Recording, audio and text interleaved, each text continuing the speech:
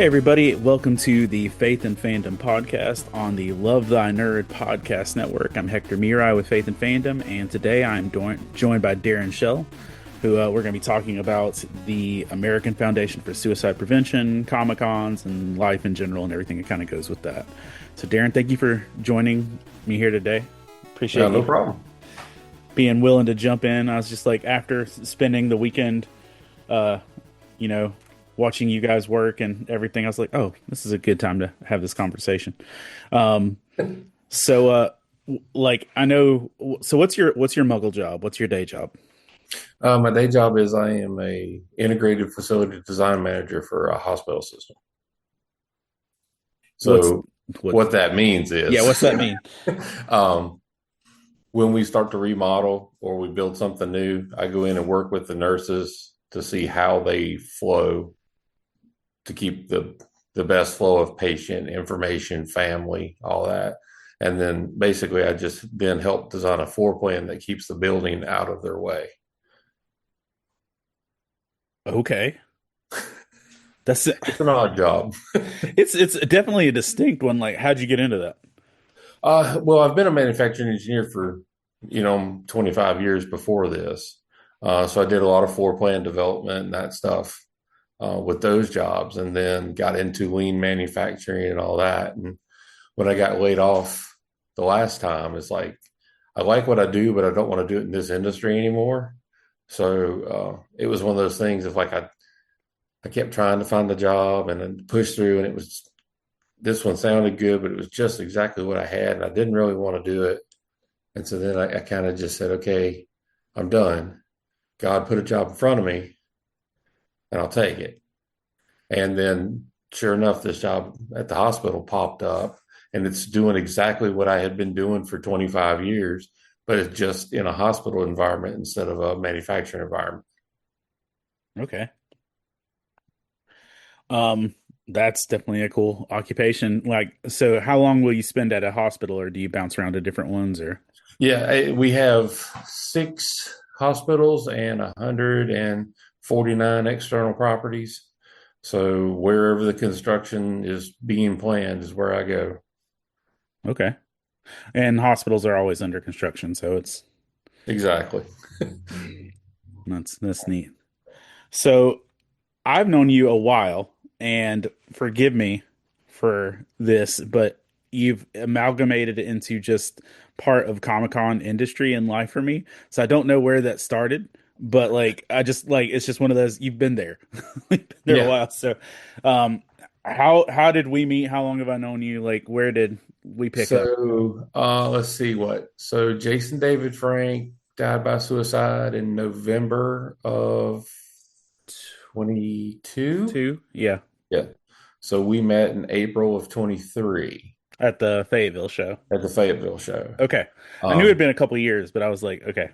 Yeah. After Jason David Frank died, Keith actually reached out to AFSP and said, I want to do something together. Somehow I want to get you guys in the Fayetteville Con. We need to get more people aware of this.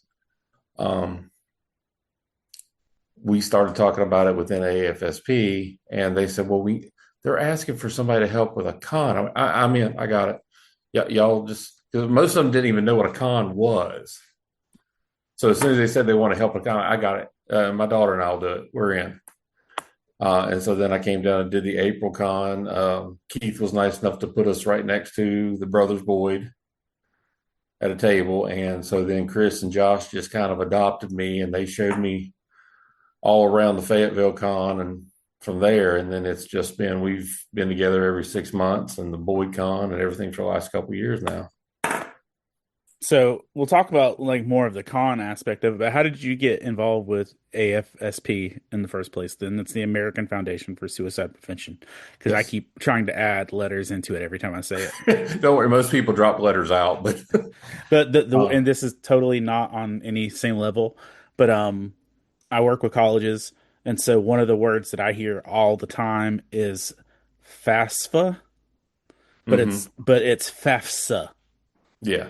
It's like, because every person that says it out loud, FAFSA, but it's FAFSA or FAF. Yeah, that's right. SA. And I'm just like, it's a nightmare for me on spelling things. So anytime we're in acronyms, I'm just like, my brain starts hurting. So outside of cons and like just the con life, and we'll talk a little bit more about that. How did you get involved with AFSP in the first place and why?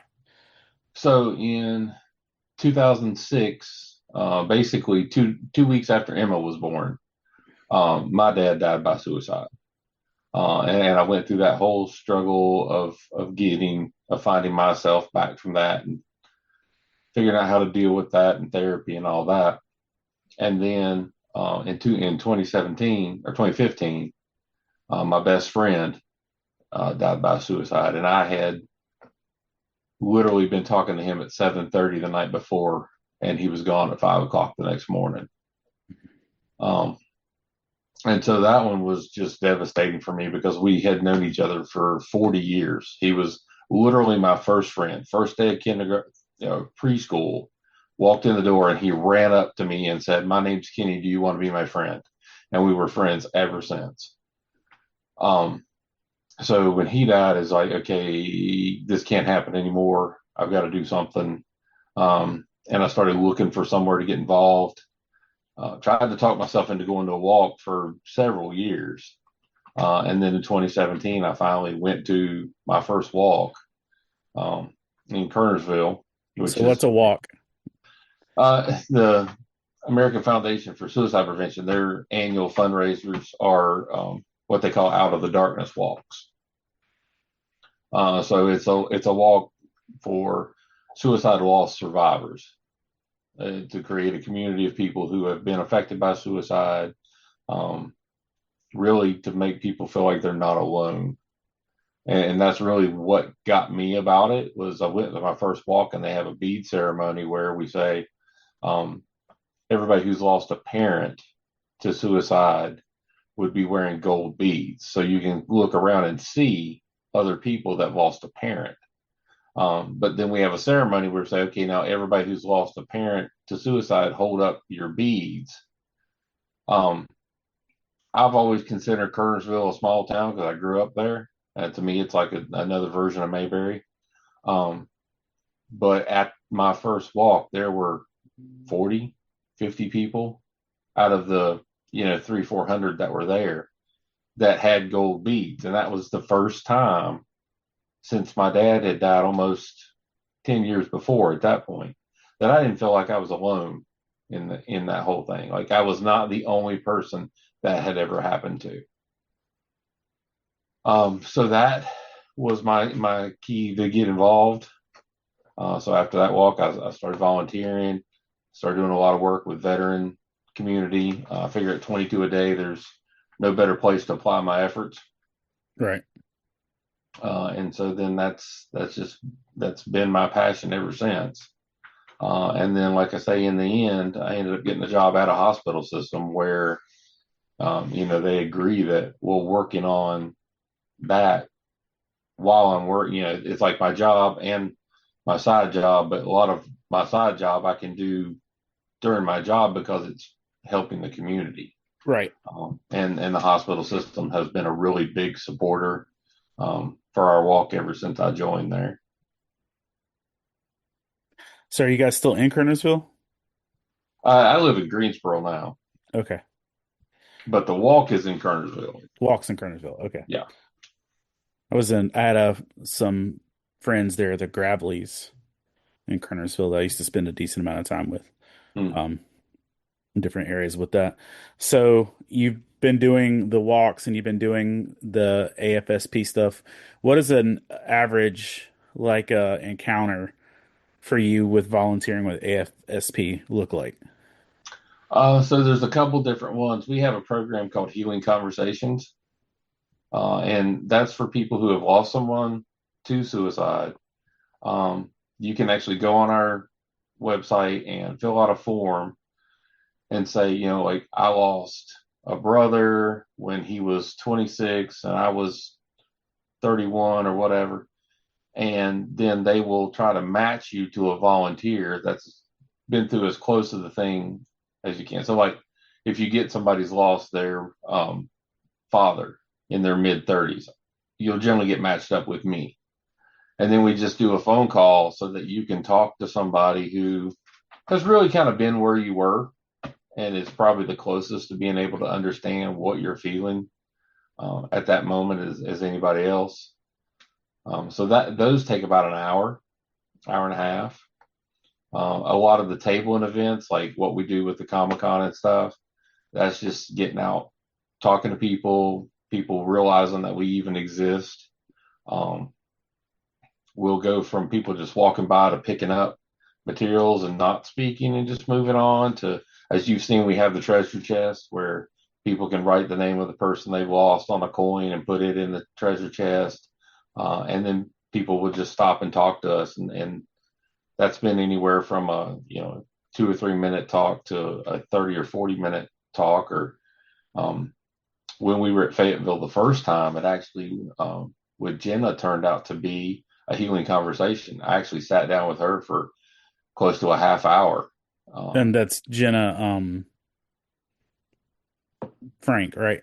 Yes, Jenna Yeah. Frank. Yeah. So I actually sat down with her for about a half hour and just, told her, like, I know there's stuff you want to tell somebody that you can't tell your mom or your friends or, and so we actually sat there and talked for probably close to a half hour, and she got to tell me, things that like she had been wanting to get off her chest, but just didn't have an outlet for it.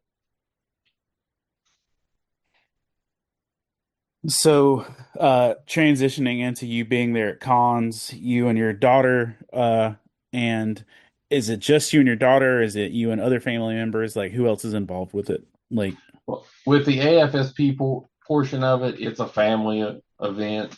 When we do the walk each year in October, my son is parking attendant. My wife is feeding everybody and helping people find things. And Emma and I are trying to run everything in the background. The cons, not my wife and son's thing. So that's just a me and Emma thing. My son just looks at us like y'all are weird, but I mean, I get it. Like that everybody isn't built for that. Um, so you've been doing the cons pretty consistently since 2023 then Yeah. for that. Um, how many shows do you do? Like, what's that look like? Do you have other goals for that? Are there places you want to be? Anything like that? We typically, con wise, will do 3, maybe 4 a year. Of course, we'll do the Fayetteville show. We'll do Brothers Boyd show. I try to get whatever pops up in Greensboro. We'll do that show. We won't make Geeksboro this year, but we typically try to do that one. And then if there's something over in we did HeroCon in Charlotte this year for the first time. So that'll be our 4 typical ones we'll do. So will you be at the Greensboro one, not this week, but next week? I will probably go as a guest. Okay. I'll probably drop in for a couple hours. I think Chris said he was going to come up, so I might go with him. Okay. So what's the process like for y'all setting up? Do they still charge y'all? Is it like usually free? Like what's the Most of the cons are all great, and they have nonprofit tables that they generally donate the table. Okay. So it's really just like hotel and getting there. That's on us. Now is that on you as a family or as the organization or how does that look? The organization pays for the rooms because we typically it's a I've proven it's a segment that we don't reach anywhere else. Yeah. So everybody's behind us getting into that. And like this year, expanded into Charlotte was a big deal. Covering the hotel rooms for us down there. Yeah. And then Heroes Con was, good enough to comp the table for us. So we got to spend a couple days down there and talk with people there. With that, like, I know that like just at the show we were just at for the Brothers Boyd show, there was a fundraising raffle for that portion for the AFSP. How much fundraising is involved in what you do? Like, That's when it comes around to the walk, that's the bulk of it. Like this year for the Triad Walk, I'm trying to raise $114,000 in sponsorships and people donating and coming out to the walk and all, which were about almost 30,000 now. Okay. So I've still got a month and a half to get there. A lot of it always comes in at the last minute, but when we took the walk over in 2020, it was a $50,000 a year walk. So we were coming out of COVID when I took, or yeah, we were coming out of COVID when I took it, and so we set it at a $70,000 goal.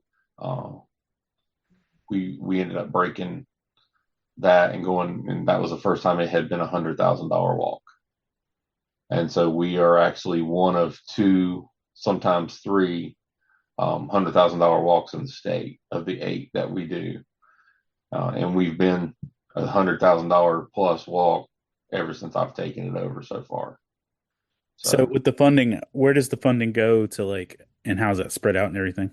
So it goes to fund things like us coming to Comic Cons, and us going down to or going out to a high school and doing our program called It's Real. We have a program set up just for middle schoolers, a program just for high schoolers. AFSP is the largest nonprofit researcher for suicide prevention. I don't know if you remember that first year at Con, we brought the guy from Canada that was a research.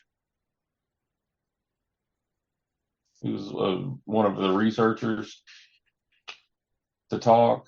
It sounds familiar, but man, Yeah, you might not have got over to the room, but I don't think I made it to the room. No. I spent a lot of time trying to get him prepped. I'm like, this is not a scientific thing. It's a limited attention span here. You've got to kind of tone it down on the big words. And he tried, but he had never been to a con, which we didn't know when he came. And so they left the doors open, and like every time somebody would walk by the door, it would pull his attention, and he would break. That's a rough thing to begin with. And of course, he starts talking, and somebody comes in dressed like the creature from Where the Wild Things Are. Full fursuit, head, everything. Doesn't take the head off. Just walks in and sits down and is staring at him, and he's like,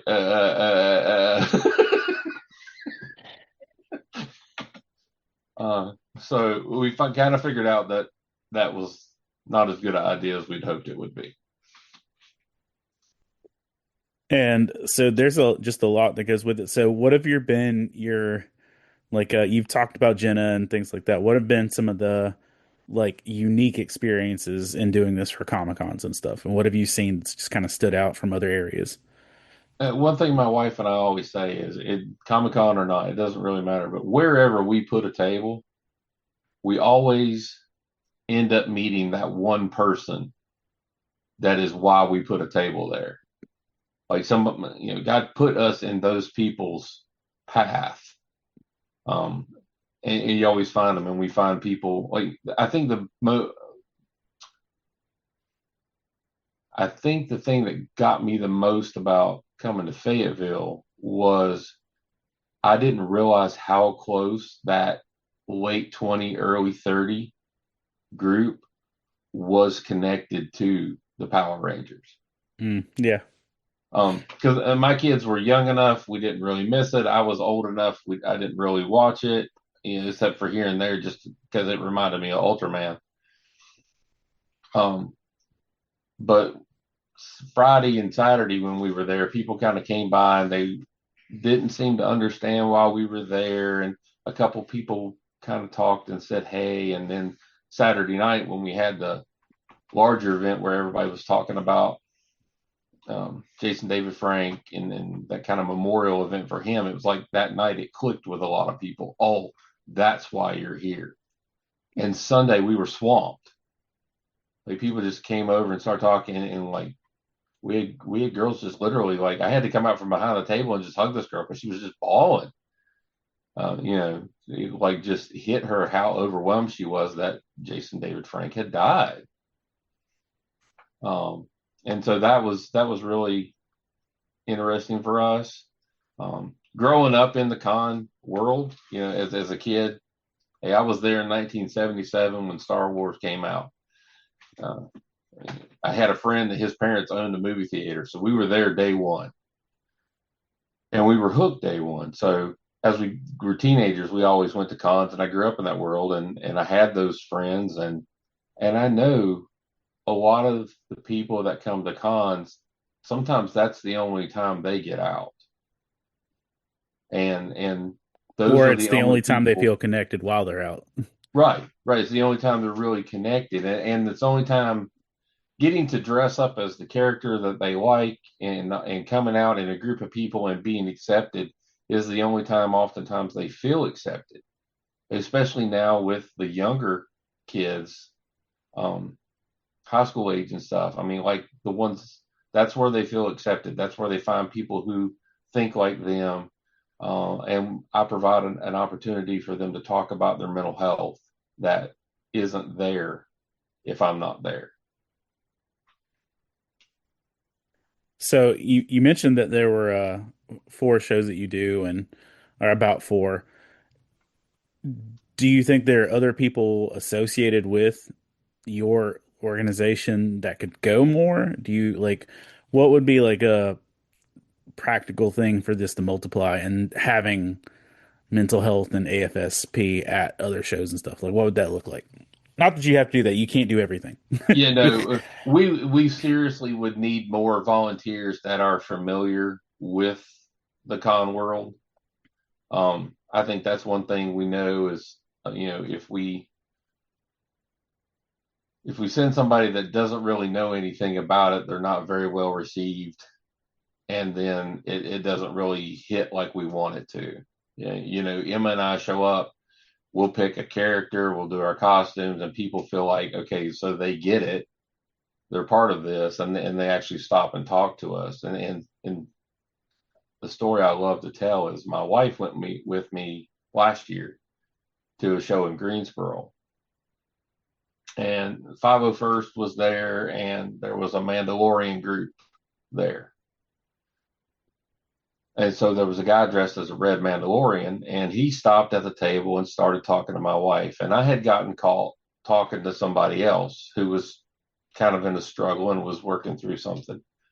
And turns out the guy was a Marine. He had been in Fallujah twice, Mm. Afghanistan once, and out of the three squads that he had gone with, he was one of four that came back out of all three squads. In one squad, he was the only one that made it back. And so he starts to tell my wife this, and he's literally on the edge of breaking down. And my wife is like, "You need to stop and help me." Because it was her first con. She's like, "I don't know what to do." And I'm like, "You're doing fine. He's talking to you." And so I was trying to wrap it over here, and then he actually took his helmet off and started talking to her. And so then I was able to get free, and we talked to him a long time, and he told us how he had almost taken his life a couple times, and that his daughter was probably the only reason he was still here, and he was just so thankful that we had come to the con, because he felt like there were other people like him there that wouldn't know that. And so when he left, my wife was like, "Oh, I just felt like I messed that up," and I'm like, "You don't understand how well you did. He talked to you long enough that he took his helmet off." And That's my wife that's was a big like, deal "Oh, for a like, yeah, Mandalorian. yeah." She's like, "Oh, it probably got hot." And I'm like, "No, no, no, that's not how this works, honey." Like, these are serious cosplay guys. Have you seen him any other time today without that helmet on? So, I mean, there are a lot of people at shows and cons that are going through stuff that cons are in a lot of way their therapy and their outlet and their things like that. What do you see, not just from what AFSP can do, but what are there things that you would suggest or kind of direct for cons to do to help along those lines? Do you think there's anything that they could implement just on their own and how they do things? Sometimes if you can find somebody for a panel that's a mental health person that does enjoy the con world. I know there's one lady, she loves to dress up as Batgirl, and she actually wrote a book called Superhero Grief. Huh. And it's a very clinical book. It's written from a nurse's standpoint, but it goes through the stories of Batman, Wonder Woman, all this under the premise of people rise up from their trauma. And her she always starts with, if Bruce Wayne hadn't have seen his parents killed, would he have become Batman? And then everybody's first question is like, well, which universe are you talking about? Wait, Earth what? Yeah. Yeah. But yeah, she goes through all the different stories of like Deadpool and Wonder Woman and all these, and how their trauma and dealing with it and overcoming it is what made them who they are. And so if you can find those kinds of people, I think that can be really impactful. It's hard, especially for one-day cons, because people just want to go around and find their stuff and go. We found, like with AFSP, generally, if I'm going to do a thing, I'll try to do it on Sunday, because Saturday, everybody is, let's walk around and see what's here. Let me decide what I'm going to buy. I'll go home and think about the things. Sunday morning, they want to come in and get that stuff, and then they're almost kind of done. They'll Yeah. just wander, and then they typically will wander in and see us on Sunday. Well, and one thing that I've seen too, and not that, and I'm fully aware that church people don't have everything together more than anybody else, and that church people need this as much, and we struggle with everything on the same levels. But quite oftentimes, a lot of times, Sunday shows or the like Sunday one day shows, or even just the Sundays or shows, are a lot of times when people who aren't church people will go, because if they're going to pick one or the other, they're going to end up picking to go to the show than that. And so, because like for me, and I'm aware of it, like if it's a 4 day show or a 2 day show or whatever else, I know that Sunday until 3 o'clock is probably going to be like super dry on my end. Mm-hmm. Just because most of the people that would want to buy a Bible study or a devotional, they're at church. So I feel like Sundays are a good day for the people who are looking and the people who are kind of trying to find resources, because a lot of times people who are connected in church and things are somewhere else. Well, and I didn't realize on some of the Sundays where you've been at some of the events that you did a service on It Sunday mornings. it's normally like this is no shade to smaller shows, but it's normally bigger shows, because smaller shows, if people aren't staying overnight, they're probably going to drive in and leave. Mm-hmm. Um, but like all of the Galaxy Cons and some of the other shows, we usually do a church service. And like Galaxy Con, I want to say we've had one at every Galaxy Con from the time they were Super Con up. Um, and so let's say 7 years of it. Sounds right. Um, of doing church services, and we've had anywhere from 150 to 250 at Raleigh that are paying to come in there. And 9 times out of 10, most of the people in there aren't Christians, or they're not where they want to be with God. And a lot of times it's really just people that are looking for something. Just the last show I did in Raleigh, um, I had 3 separate people at that one show that just came up and told me after the service that's like, I haven't been to church in 20 years. I haven't been to church in 30 years. Like, I haven't been to church since my husband died. Um, and, they were looking for a place to connect. And I think that's a good space, for that, which is why, like, if you hear my geek church messages, they're very, life affirming and, mental health encouraging, just because I know if you're here on Sunday morning, you probably need it. And, Mm-hmm. and you need the love. And like I had one person who had been to like 4 or 5 of the geek church services say like, why don't you like ever like swing on people? Like, why aren't you like preaching some like deep discipleship stuff? I'm like, have you looked at this room, buddy? Read the room, buddy. Read the room. Read the room. I was like, that person over there, I think is like one loud noise from jumping out of their skin. That person over there is brokenhearted. These people just need some love. And, um, like, and it's just because, I mean, even like, I get that, especially if cons are your safe space and then all of a sudden you're like snuck up on by some Jesus people, it can be pretty scary, especially when you go to these big shows where you've got angry street preachers outside telling everybody they're Mhm. going to hell for going inside. And I've told this story. It's on Blue in the Face, and probably like if you've listened to me ever talk about this before, but there's like one year at GalaxyCon Raleigh, let's say it was 2019 or 2018. Um, a young girl dressed like Deku came to my booth bawling, and she's like, "I just need to know, does God hate me?" Because these guys outside told me that God hate me for coming in here. And like it's like the people that are already got enough struggles on their plate that don't need more. So Yeah, we have a lot of that when we do the Pride events. If we have tables there, yeah, well, I get the same thing. We'll have people come up and they're talking about AFSP, but then if we get the long enough conversation, my faith will kind of come up in it, and like you say, they're like, well, does God hate me? Am I doomed? Like he says I am, and I'm like, I'm not here to judge. I'm here to make the introduction.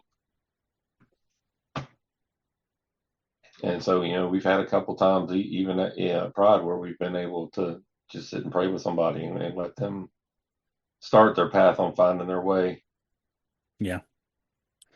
Well, and that's just one of the things is that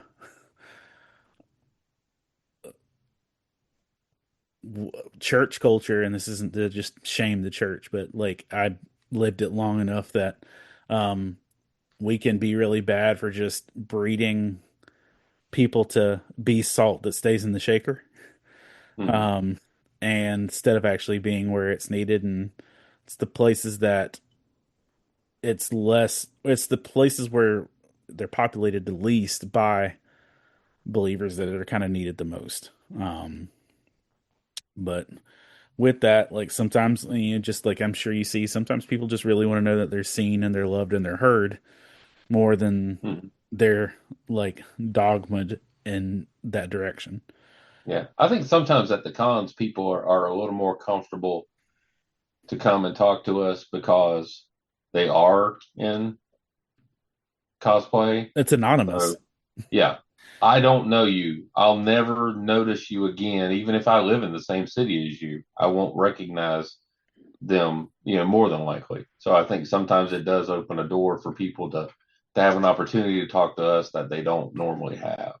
Yeah, it definitely does provide a sense of freedom and anonymity because there are people that'll do stuff at a con they wouldn't do anywhere else, including have conversations about their mental health and their struggles. Um, so being a longtime geek, as you're mentioning with Star Wars and everything else, what have you seen in geek culture, pop culture, nerd culture, anything like that, that you would consider beneficial or healthy in terms of mental health and suicide prevention? So one thing that's been really neat, and I started this year, I spent some time doing some research, and I went back and said, I Googled, give me a list of comics that deal with suicide. And I went and I found a ton of different issues of there's a Deadpool, there's a Wolverine, there's a Superman, all those. A Nightwing one, yeah.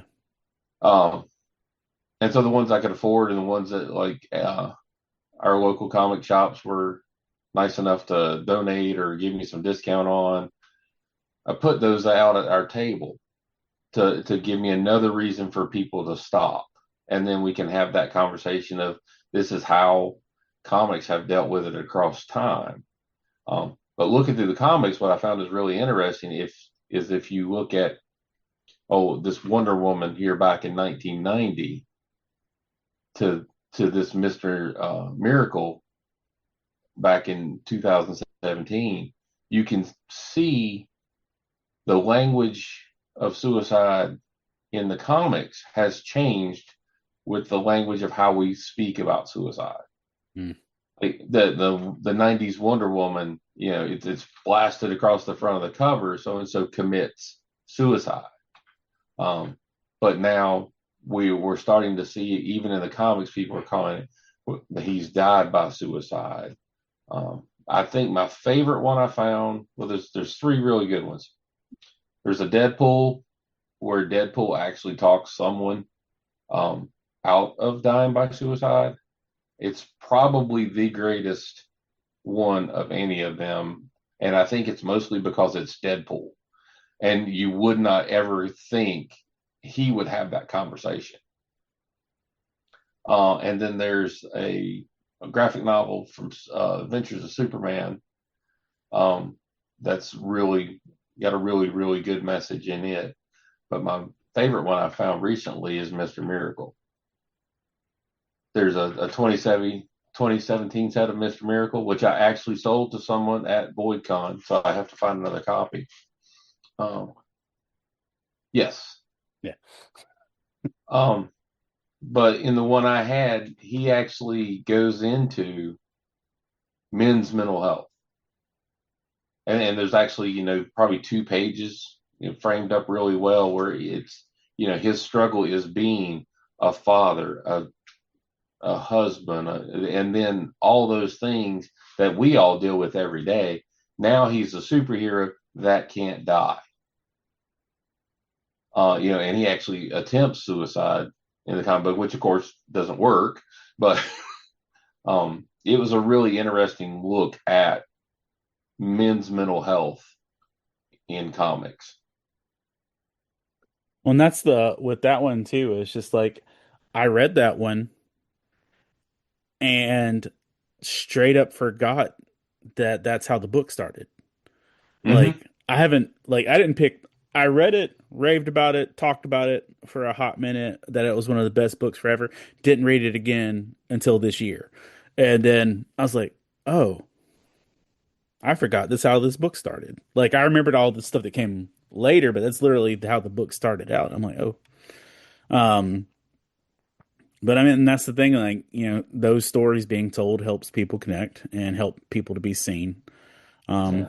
I think I can be There's pretty also a similar story in a graphic novel of Sandman that eventually rolls through the Netflix series. So it's from that set of books where they do the Netflix series. Sandman, he's done and he's trying to die and can't. okay. That's interesting. Which was a really different play on it, even from Mr. Miracle. It's the Sandman one's a really interesting look at it. Well, there's one Sandman one, and it was a shorter one, and I think it only takes one issue. Um, but there's a gentleman who is on the verge of suicide. Like, and despair is literally lingering over him, and despair calls Morpheus and Desire in to see if they can change his mind. Yeah, Uh, that's the same one. I think it's that's issue 5 or 6 of this graphic novel yeah. that I had to buy it as a graphic novel because once Sandman hit Netflix, you can't find a copy of anything Sandman. I bought it as a Kindle single issue. Hmm. But I actually did a devotional on that one in one of the Faith and Fandom books. With that, just because it's so poignant. But has there been anything else you've seen that's been really good for that topic or Uh, I think the things I could say have been really good is this year I called HeroCon and she was like, "Oh, good. I've been trying to figure out how to contact you. We've heard what you've been doing at Fayetteville, and we've wanted you to come."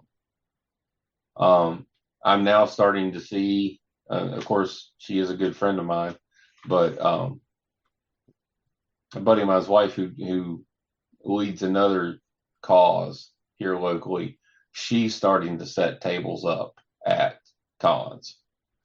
This will be interesting. She'll be at Geeksboro for her first one, so I'll probably go over and harass her just for fun. But That's yeah, awesome. it's people are starting to notice that we're there, and it's starting to sink in with them that this is a group that needs our help that we don't normally access.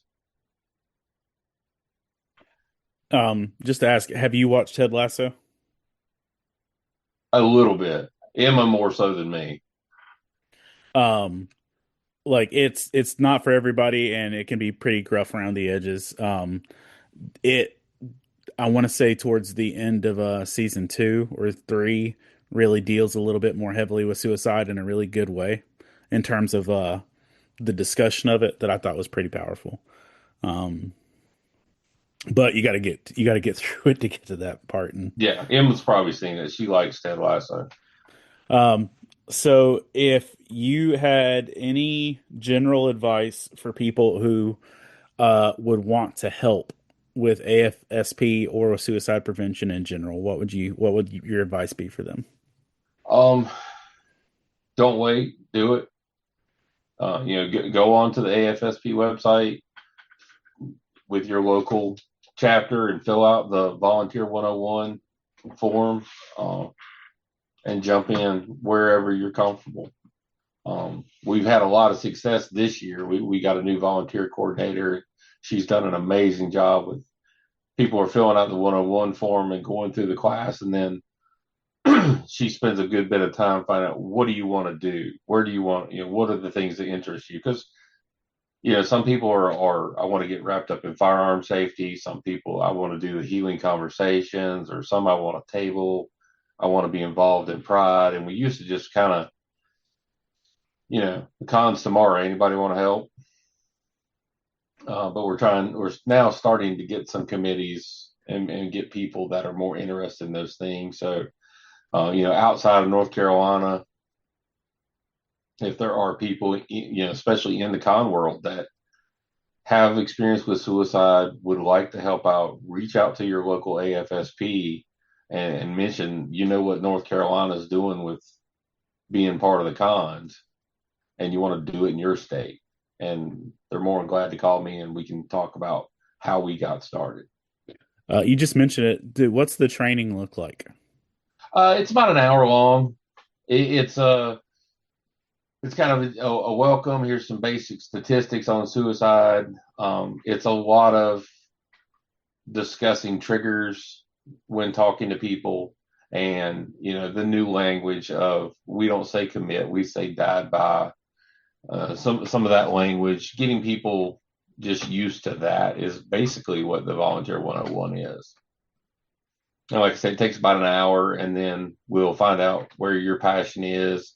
If you want to do a table, then we'll put you with somebody who has experienced tabling, so you can kind of get the feel for what that's like. And we've done rock concerts, cons, the pride events. This year, I didn't think next month I go to Papa Roach, because the lead singer for Papa Roach actually did a song with National called "Will We Leave a Light On," and then he redid the song as a duet with Carrie Underwood. Okay. And that one I just about can't listen to. That one turns out to be a tearjerker every time, so I just don't even listen to it. But yeah, he's part of our new Talk Away the Dark program, and that came on the tail end of some work with Daltrey after he lost his daughter. So we're finally getting some people out there to see it. It happens to more people than we realize. But honestly, and I know this is, different people connect with different things, but 21 Pilots has really been one of the most vocal in the music world about it and the stuff in those areas. And you can name like 5 songs off the top of my head that's just like, hey, don't. Yeah, And yeah. Emma keeps begging for them to come close so she can work her way into backstage. the last show we went to with my kids was they stood by a drum riser and got to like be really close, but not close enough to have those conversations. But um, I was just thinking that their album drops tomorrow, and there's already stuff kind of leaning towards that as well. But um, so resources for people that are struggling with suicide, suicidal thoughts, feelings. I know 988 is a big Hmm. one, right? Are there any other resources or directions you would point people that are struggling? 988 is probably your best resource just because it's a kind of a one-stop shop for everything. Um, Obviously, if you dial 988 and press one, that'll take you specifically to the veterans line. Two, for some period of time, still will take you to the LGBTQ, but that's probably going to fade out for a little while with all the new budgeting. But the Trevor Project is a fill in for that. So you can go to the trevorproject.org, I think it is. And that specifically deals with suicidal thoughts and ideations with the LGBTQ community. You're starting to see some Two Spirit stuff pop up more for our First Peoples groups. In the my daughter tells me it's LGBTQIA2S plus now. So the Two Spirit concept is more in the Native American side of it. And so we're starting to see some things pop up specifically for that. Okay.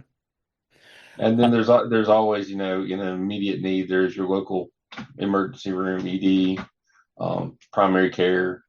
That if I'm going to say anything, since I work for a hospital, I'm going to plug primary care. Talk to your doctor.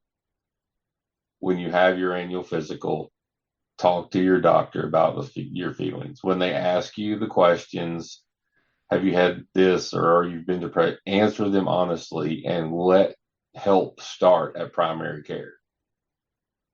Because they have all the resources. They can refer you to the right people.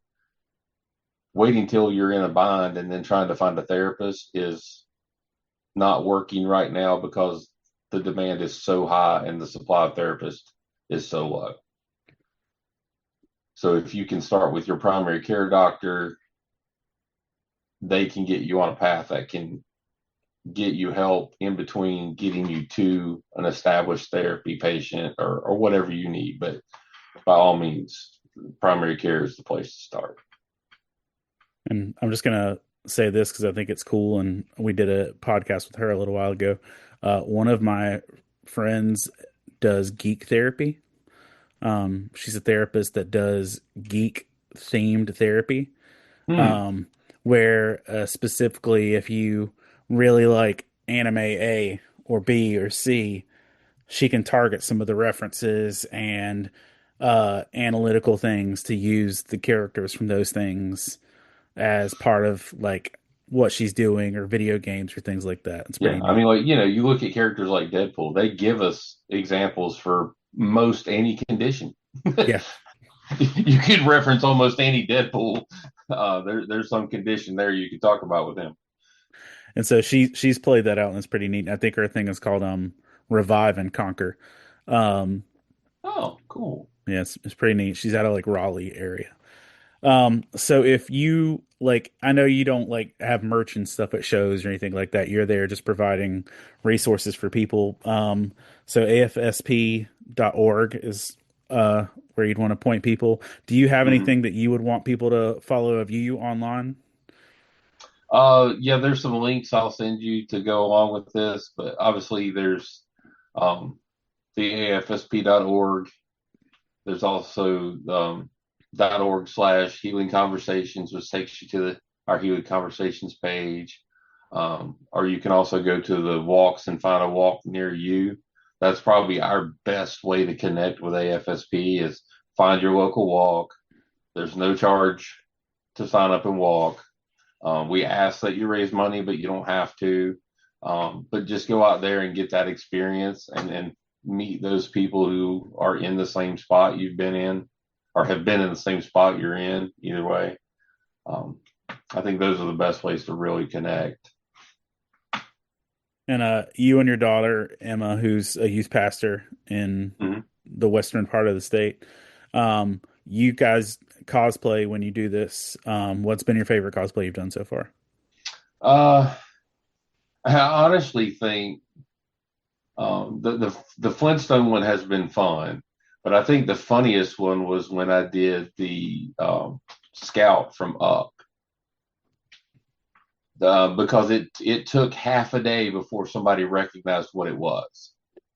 But I just kind of turned and had the little flag sticking up over my shoulder, and the guy was like, "Oh my God, that's the coolest thing ever! You're that kid!" And it was really just my Scout leader uniform, and an empty backpack. But that is really cool. And I think she did Peggy Carter that year. Okay, nice.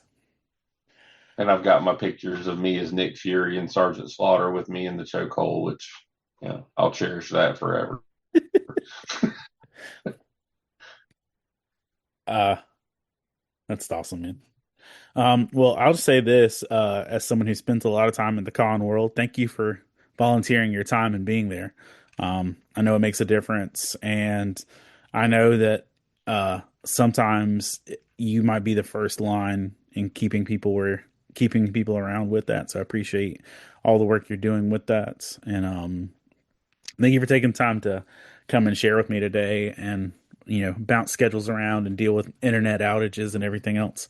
Yeah. Um, But it's like I was telling Kristen the other day. I mean, Emma and I just appreciate how much all you guys from Fayetteville have taken us in as part of the family. I mean, just Friday night when we were at the pizza place, I was just kind of like that dad sitting back in the corner and was looking at everybody sitting around talking and laughing and eating pizza. And I'm like, this really is a family of people. And we all just really seem to look forward to getting that chance to get together. And it's great to be a part of that world. it is, and it's a good community and it's a good connection, and it definitely goes beyond just comics and stuff, just of actually the relational build of everything. And honestly, I think it's one of the reasons why cons are important, because that can be a good. It's like a bowling with bumpers up. Cons can Hmm. be one of those places that just like kind of you get thrown into it, and you're probably going to meet a friend somewhere on the way down. Yeah. Yeah. It's hard to leave one and not meet somebody. Yeah, it really is, whether you want to or not. Uh, some shows you might just want to get in and out, but tough. Um, Again, thank you for taking time to listen. Everybody that's watching and listening, thank you for taking time to listen as well. And you can find this podcast and other podcasts over on the Love Thy Nerd podcast network. You can also find us on a YouTube specific for this podcast from Love Thy Nerd. So it should be YouTube Love Thy Nerd Faith and Fandom, or Faith and Fandom Love Thy Nerd. I'm sorry, Matt. You can edit that with the correct link in there. And but also make sure you check out your local AFSP. Trying so hard, my brain is like grinding gears every time I try and say that in the right order.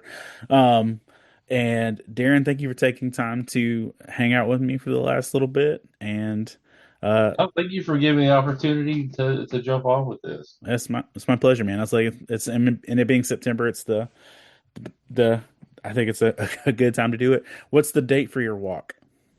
The Triad area walk, which is the High Point, Greensboro, Winston area, is October 11th at Triad Park in Kernersville. All right. There are 7 other walks around the state. So if you're in North Carolina, just go to the AFSP site and find the community walk to find the one closest to you. All right. Everybody, thank you for taking time to listen and watch. Make sure you check out and support your local AFSP. And if you're in the North Carolina area, you might get to run into Darren in cosplay and come by their booth as well. Yeah. Definitely. You We'll, have a we'll great day. be in Fayetteville in October. Fayetteville, October 18th and 19th. I won't be there for the show most likely, but I'm hoping to show up for Duke Geek Church that morning. But that's going to be a weird thing of like not being there for the booth, because if I'm not there for the booth on Saturday, it's harder to like connect with people for Sunday. But we're gonna see how we can work it out. Yeah. Um, But thank you, everybody. I'll promote you. You'll promote me. I appreciate you. All right. Y'all have a great day.